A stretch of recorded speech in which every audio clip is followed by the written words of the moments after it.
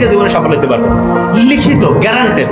3000 বছর আগে আসছে এবং আমি কয়েক হাজার বই পড়ে যেটা বুঝছি, আলহামদুলিল্লাহ আমি মিলাই দেখাই দিব এখনই আপনাকে। 3টা কাজ করতে বলছে। কি 3টা কাজ? প্রত্যেকে নোট করে ফেলবো। নাম্বার 1 হইতে পারবো ইনশাল্লাহ। কি সেটা? যেই কাজ করি, যারা ভিডিও এডিটিং করে, এই যে ক্যামেরা করতে, এদেরও জীবন অসাধারণ হতে পারে, কিন্তু টার্গেট করতে হবে যে ওইরকম অসাধারণ হইতেছে।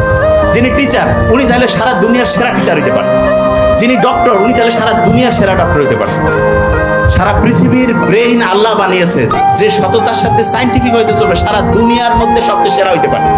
ইউনূস আলাইহিস সালামের নাম শুনছেন না আপনার? একমাত্র ইউনূস নবী, ওনার সময়ে ওনার সম্প্রদায়ের সবাই ওনার কথা মানছে, মানার পরে একবার অসাধারণ উন্নতি করছিল। আর অন্য কোনো নবীর সময় সব লোক একসাথে এরকম একতাবদ্ধ ভাবে হচ্ছে দিনের পথে আসে না। ইউনূস নবীর সময় হয়েছে।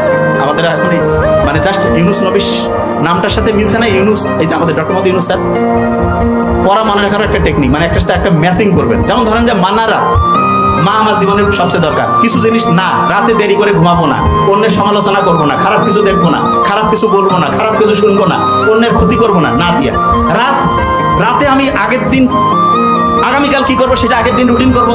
রাতের বেলা হচ্ছে নেগেটিভ কোনো জিনিসে যাবো না। রাতে ঘুমানোর আগে চিন্তা করবো জীবনে যেটা হইতেছে সেটা হয়ে গেছে, সকালে ঘুম থেকে উঠে ওইটা করবো। এবং ইসলামের অসাধারণ একটা জিনিস হচ্ছে তাহাজ্জুদের নামাজ।